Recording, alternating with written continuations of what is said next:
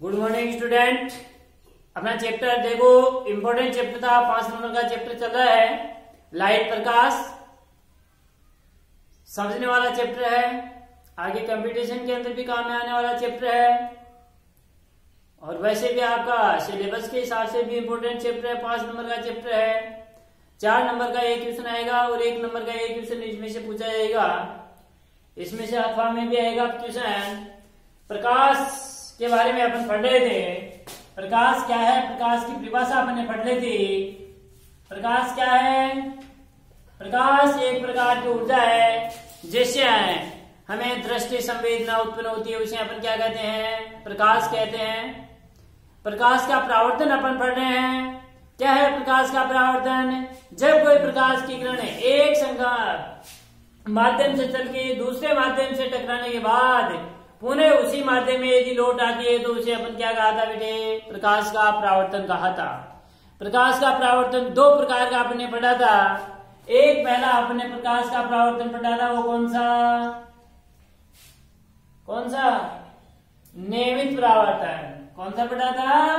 नियमित परावर्तन। और दूसरा पढ़ा था विस्तृत परावर्तन। नियमित परावर्तन अपने किसे कहा था? जब कोई प्रकाश की किरण किसी समतल पृष्ठ पर आपतित होती है तो परावर्तन के बाद वह निश्चित दिशाओं में परावर्तित हो तो इसको तो क्या कहते हैं? नियमित परावर्तन। विस्तृत परावर्तन, जब प्रकाश की किरण किसी खुरदरे तल के ऊपर आपतित होती है तो परावर्तन के बाद क्या हो जाती है? वह भिन्न भिन्न दिशाओं में परावर्तित हो जाती है, तो इसको अपन क्या कहते हैं? विस्तृत परावर्तन कहते हैं। विस्तृत और नियमित परावर्तन के बाद दोनों के किरण आरेख मैंने बता रहे थे। किरण आरेख है आपको पेंसिल की सहायता से बनाने हैं सभी। अगला है जो इम्पोर्टेंट टॉपिक आता है वह है प्रकाश के परावर्तन के नियम। ये दोनों हो गए थे परावर्तन के नियम। प्रकाश के परावर्तन के नियम।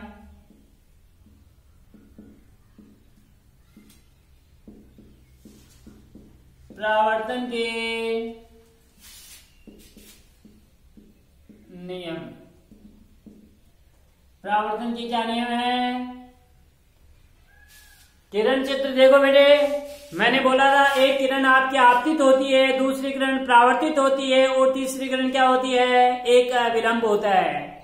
पहला नियम भी आपका यही है, आपतित किरण, परावर्तित किरण और विलंब तीनों एक ही तल पर स्थित होते हैं। किरण आरेख आपको खींचना है।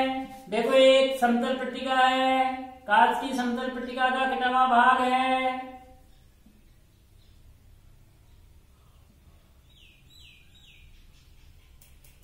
ये इसके बेटे एक तरफ जब अपन रजत पॉलिश करेंगे तब यह आपका दर्पण हो जाएगा। ये अपने क्या करती है? इसके रजत पॉलिश क्या करती? रजत पॉलिश कर दी तो ये क्या हो गया? आपका दर्पण हो गया। ये इधर माध्यम क्या है? वायु माध्यम है। इसको तो माध्यम क्या कहेंगे बेटे? माध्यम फर्स्ट है और ये माध्यम कौन सा हो गया? सेकंड हो गया। भाई ये माध्यम फर्स्ट है और ये जब बेटे प्रकाश की किरण है इस एक वायु माध्यम से चल के दूसरे माध्यम के ऊपर ये आ रही है, ये तीर का चिन्ह लगा दी, ये क्या हो गई? आपतित हो गई।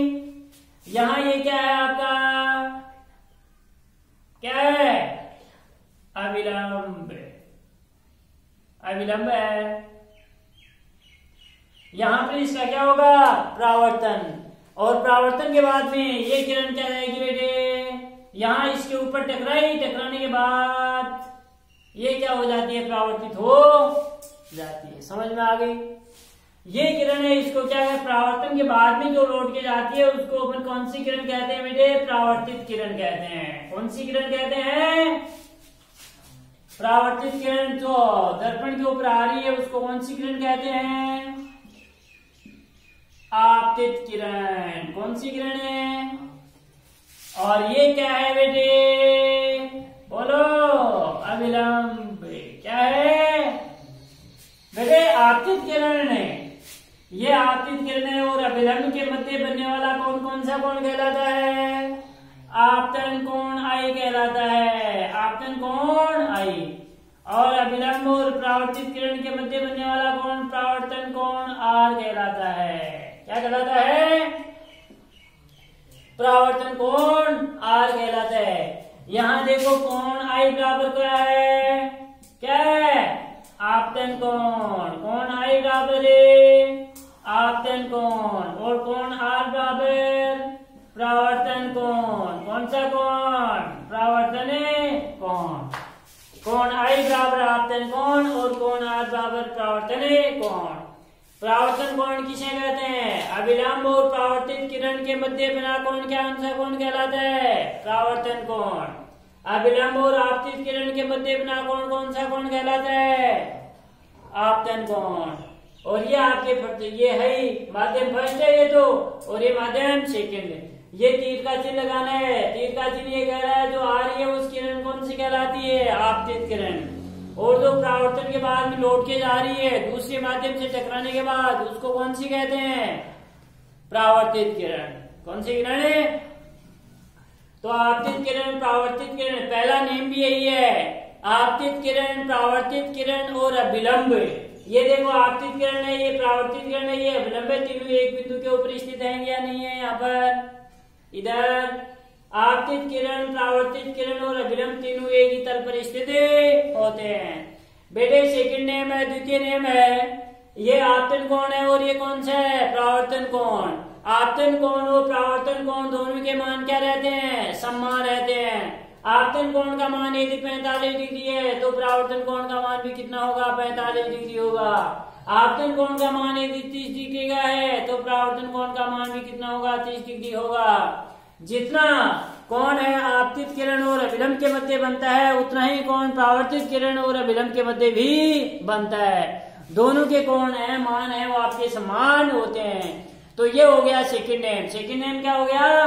कि आपतन कोण और परावर्तन कोण दोनों के मान समान रहते हैं, अर्थात दोनों के मान अपने अपरिवर्तित रहते हैं। ये हो गया आपका सेकंड नेम। ये किरण चित्र भी आपको बनाना है। तो प्रकाश के परावर्तन के कितने नेम है?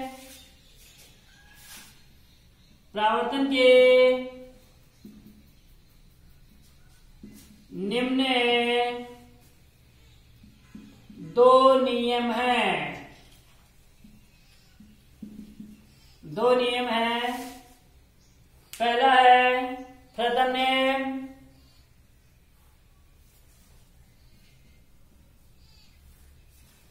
प्रथम नियम।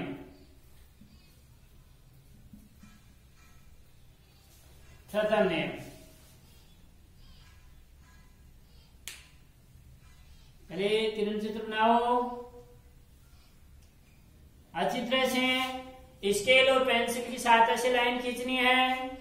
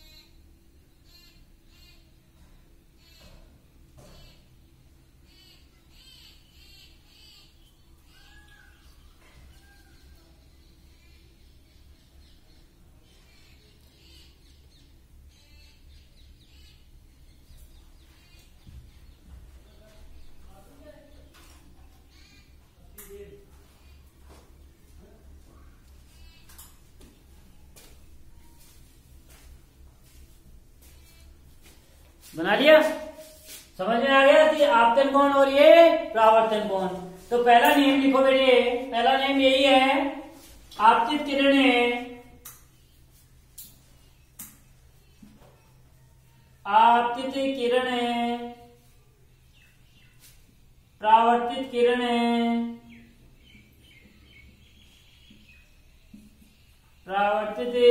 किरणें और अविलंबे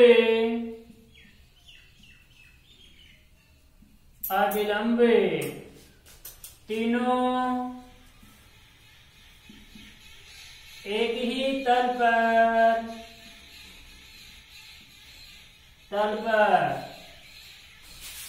स्थित होते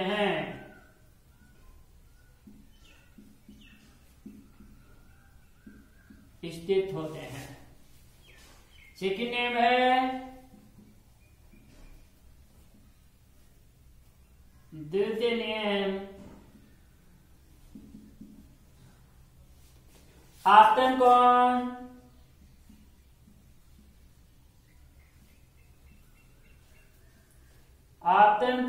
और परावर्तन कोण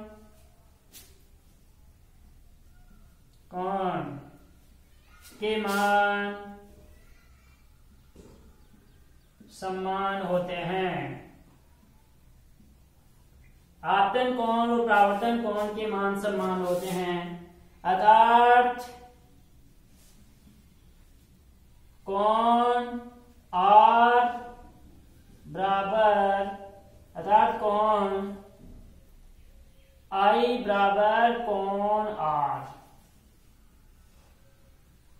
कोण I आपतन कोण और कोण R परावर्तन कोण, दोनों के मान हैं वो आपके समान रहते हैं, अपरिवर्तित रहते हैं।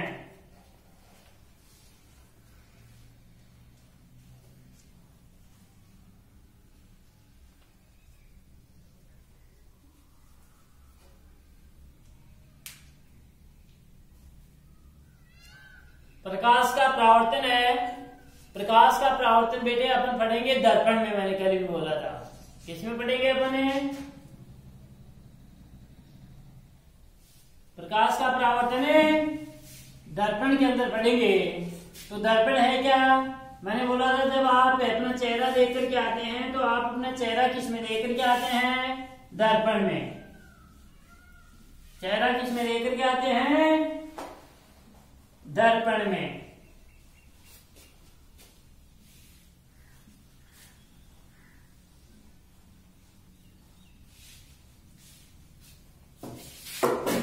दर्पण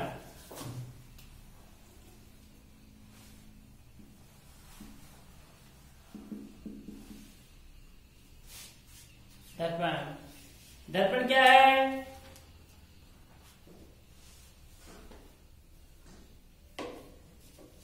कोई भी कांच है, कांच के कटे हुए भाग पर जब एक तरफ रजत पॉलिश कर दी जाए तो उसे अपन क्या कहते हैं? क्या कहा जाता है? दर्पण कहा जाता है। यानी कांच का जो कटा हुआ भाग है, एक तरफ रजत पॉलिश करेंगे बेटे, जो अपना चेहरा देखते हैं उसके तरफ देखा होगा, एक तरफ आपकी पॉलिश की हुई होती है। यदि वो पॉलिश को अपन उतार दें तो अपन को अपना चेहरा दिखाई नहीं देता है। तो जब एक तरफ जो पॉलिश की हुई है, पॉलिश को उतार दिया जाएगा तो प्रकाश का परावर्तन नहीं होगा, जिसके कारण से वो चेहरा अपन को दिखाई नहीं देगा। जब पॉलिश की हुई है उस समय अपना को अपना चेहरा दिखाई आसानी से देता है। तो प्रकाश का परावर्तन है अपन दर्पण के अंदर पढ़ेंगे। दर्पण क्या है? कांच के कटे हुए भाग पर जब एक तरफ रजत पॉलिश कर दी जाए तो उसे अपन क्या कहते हैं? दर्पण कहते हैं। देखो, कांच के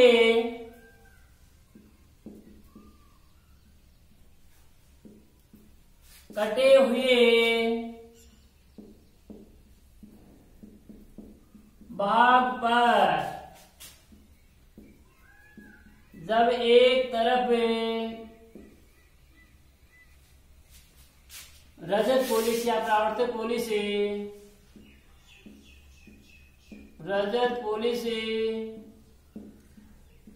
कोष्ठी के अंदर कर लेना परावर्तक पॉलिश परावर्तक पॉलिश कर दी जाए तो इसे दर्पण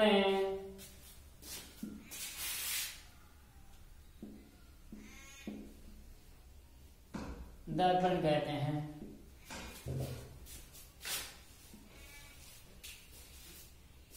कांच के कटे हुए भाग पर जब एक तरफ क्या कर दी जाए, रजत पॉलिश कर दी जाए या परावर्तक पॉलिश कर दी जाए, तो इसे अपन क्या कहते हैं, दर्पण कहेंगे। दर्पण कहते हैं। दर्पण भी बेटे दो प्रकार के होते हैं। देखो आगे, दर्पण निम्न दो प्रकार के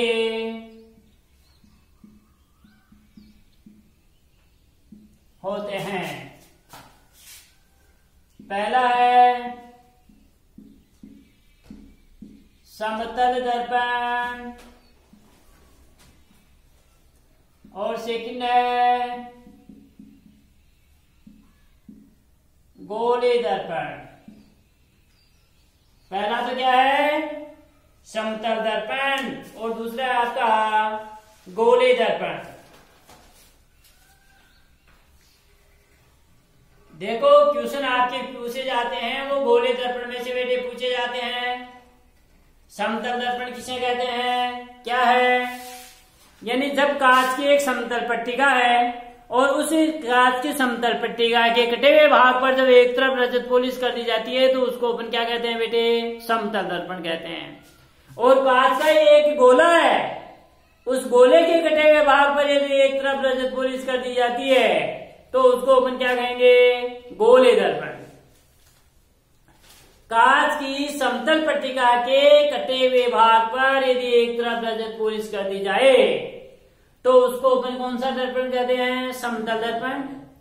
और कांच के गोले के कटे हुए भाग पर यदि एक तरफ रजत पॉलिश कर दी जाए तो उसको अपन क्या कहते हैं, गोले दर्पण। अपने सिलेबस में गोले दर्पण है। गोले दर्पण में से आपका प्रश्न पूछा जाता है। पहला लिखो बेटे समतल दर्पण। समतल दर्पण लिखो, कांच के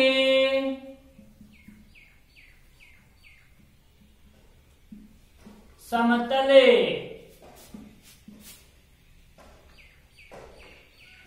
कांच की समतल पट्टिका के कटे हुए भाग पर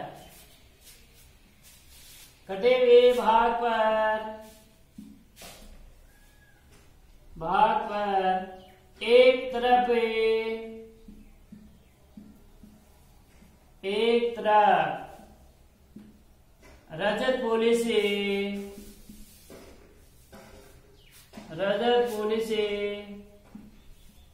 कर दी जाए, रजत पॉलिश कर दी जाए तो इसे समतल दर्पण कहते हैं। दर्पण है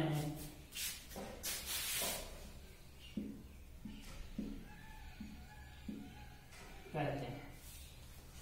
कांच की समतल पट्टिका के कटे हुए भाग पर यदि एक तरफ रजत पॉलिश या परावर्तक पॉलिश कर दी जाए तो इसे अपने समतल दर्पण कहते हैं।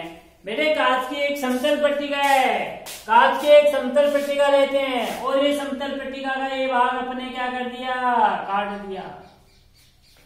समतल पट्टिका का कटा हुआ भाग हो गया और इस कटे हुए भाग पर जब एक तरफ रजत पॉलिश कर देते हैं, ये इसके एक तरफ ये मैंने रजत पॉलिश कर दिया, परावर्तक पॉलिश कर दी, तो ये है क्या हो गया बेटे, समतल दर्पण हो गया। क्या हो गया, समतल दर्पण। तो समतल दर्पण किसे कहते हैं, कांच की समतल पट्टिका के कटे हुए भाग पर एक तरफ रजत पॉलिश कर दी जाए। भाई ये समतल पट्टिका थी और इस समतल पट्टिका को एक भाग अपन वो कटा हुआ भाग है, इस कटे हुए भाग पर ये एक तरफ क्या कर दी है अपन ने रजत पॉलिश या परावर्तक पॉलिश कर दी है। तो इसे अपन क्या कहते हैं बेटे, क्या कहा जाता है, समतल दर्पण कहा जाता है। दूसरा है अपना गोले दर्पण, बना लो इसको।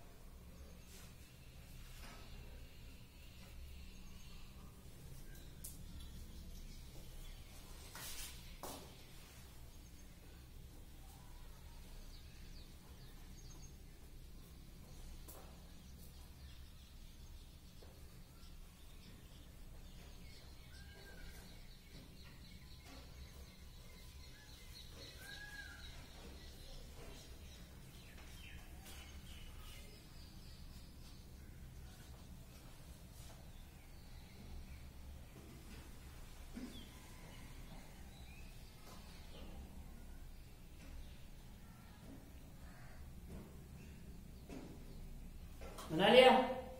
दूसरा है बेटे आपका गोले दर्पण।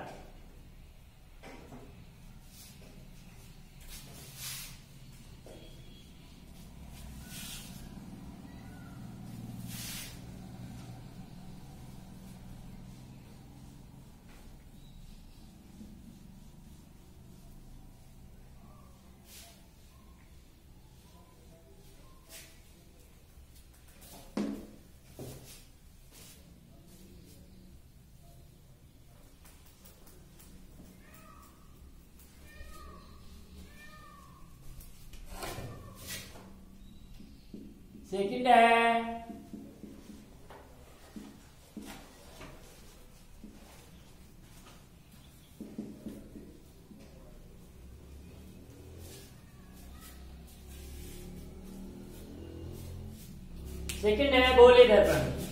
गोले दर्पण किसे कहते हैं, कांच का एक गोला होगा और कांच के गोले के कटे हुए भाग पर यदि अपने एक तरफ रजत पॉलिश कर दी जाए तो इसे अपन क्या कहते हैं, गोले दर्पण कहते हैं। भाई कांच के गोले के कटे हुए भाग पर यदि एक तरफ रजत पॉलिश या परावर्तक पॉलिश कर दी जाए तो उसे अपन क्या कहते हैं, गोले दर्पण कहते हैं। गोले दर्पण भी कितने प्रकार का होता है, दो प्रकार का होता है। एक आपका अवतल दर्पण और एक उत्तल दर्पण। तो इसकी परिभाषा लिखो, कांच के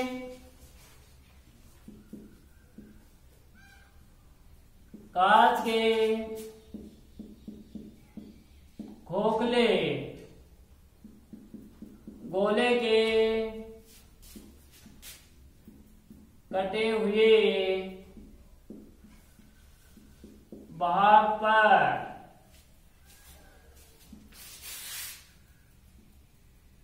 यदि एक तरफ रजत पॉलिश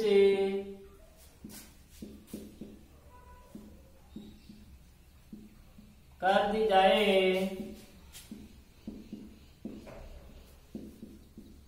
तो इसे गोले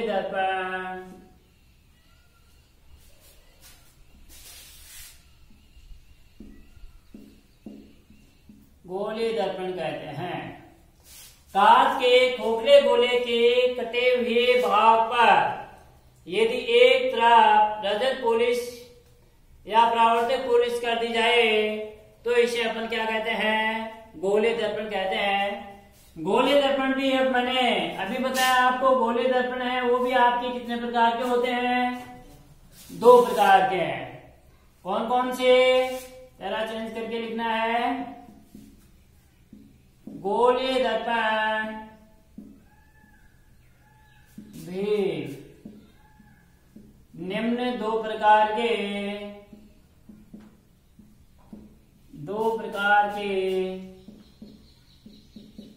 होते हैं। इसके अंदर फर्स्ट है वह आपका अवतल दर्पण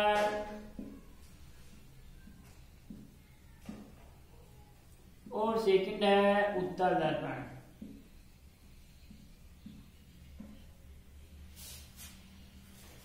पहला है उत्तल दर्पण, अवतल दर्पण और दूसरा है उत्तल दर्पण। देखो बेटे, कांच का एक खोखला गोला लेते हैं, इधर ध्यान दो। ये कांच का आपने क्या लिया है, एक खोखला गोला ले लिया है। ये खोखले गोले का क्या है, बीच में केंद्र है। क्या है, अब इस कांच के खोखले गोले का अपने भाग काट दिया। इस गोले को अपने यहां से काट दिया और इसको यहां से काट दिया। ये इस गोले का कटा हुआ भाग हुआ या नहीं हुआ? भाई गोला संपूर्ण था, इस गोले का मैंने भाग यहां से काट दिया, इसको काट दिया और काट करके ये कटा हुआ भाग हो गया। अब इस कटे हुए भाग पर यदि एक तरफ रजत गोले, कटे हुए भाग के दो पृष्ठ हो गए कटे हुए भाग के, एक ये भाग है, इसको अपन उभरा हुआ भाग कहते हैं। क्या कहते हैं? और इसको अंदर दसा हुआ भाग कहते हैं। भाई ये तो अंदर की ओर है और ये उभरा हुआ भाग है, दो भाग हो गए ना। अपन इस भाग के ऊपर भी तो पॉलिश कर सकते हैं ना भाई, अंदर वाले पर भी पॉलिश कर सकते हैं अपन, और इसे उभरे हुए भाग पर भी, यानी बाहर वाला निकला हुआ भाग है उसके ऊपर भी अपन रजत पॉलिश कर सकते हैं। दोनों कर सकते हैं, दो ऑप्शन है अपने पास। तो इन दो ऑप्शनों के आधार पर इसको दो प्रकार से डिवाइड किया गया है, अवतल दर्पण और, यानी जब कांच का जो गोला है, यदि इसके उभरे हुए भाग पर, ये उभरा हुआ भाग है, इस उभरे हुए भाग पर यदि अपन ने रजत पॉलिश कर देते हैं, ये मानो इसके उभरे हुए भाग पर रजत पॉलिश कर दी, तो ये कौन सा दर्पण हो गया? अवतल दर्पण हो गया। भाई उभरे हुए भाग पर रजत पॉलिश कर दी तो ये कौन सा दर्पण हो गया? अवतल दर्पण हो गया। क्योंकि ये अंदर दसा हुआ भाग है ना, ये परावर्तन पृष्ठ का कार्य करता है। प्रकाश की किरणें आएंगी, इसका परावर्तन किसके ऊपर होगा? अंदर दसे हुए भाग पर। अब देखो इसी गोले का ये भाग भी मैंने काट दिया, काटा हुआ भाग है ये, इसके भी दो हैं, देखो एक उभरा हुआ भाग है और एक अंदर दसा हुआ भाग। इसके तो मैंने उभरे हुए भाग पर रजत पॉलिश की थी और इसके मैंने क्या कर दिया है, अंदर दसे हुए भाग पर रजत पॉलिश कर दी है। देखो इधर अंदर दसे हुए भाग पर रजत पॉलिश कर दी, तो ये दो ये, यानी जब अंदर दसे हुए भाग पर रजत पॉलिश कर देते हैं और उभरा हुआ भाग यदि इसके परावर्तन पृष्ठ का कार्य करता है, तो इसको अपन क्या कहेंगे? उत्तल दर्पण कहेंगे। जब उभरे हुए भाग पर रजत पॉलिश कर दी और अंदर दसा हुआ भाग परावर्तन पृष्ठ का कार्य करता है, तो इसको अवतल दर्पण। जब अंदर दसे हुए भाग पर रजत पॉलिश कर दी और उभरा हुआ भाग आपका परावर्तन पृष्ठ का कार्य करता है, तो इसको उत्तल दर्पण। दोनों एक दूसरे के उल्टे हैं भाई, दो ऑप्शन थे अपने। अरे ऐसे ही तो है ये, तो एक तो अपन इधर पॉलिश कर सकते हैं और एक इसके अंदर की तरफ पॉलिश करेंगे तब तो उत्तल होगा, और जब उभरे हुए भाग पर रजत पॉलिश करेंगे तो कौन सा होगा? अवतल होगा। बस ये दो ही कंडीशन है। तो इसके आधार के ऊपर गोले दर्पण है, वो गोले दर्पण भी आपके दो प्रकार के होते हैं, एक अवतल दर्पण और दूसरा आपका उत्तल दर्पण। इसके आधार के ऊपर ये दो प्रकार का है, अवतल व उत्तल। इसको फिर हम कल के कालांश के अंदर पढ़ेंगे। Thank you.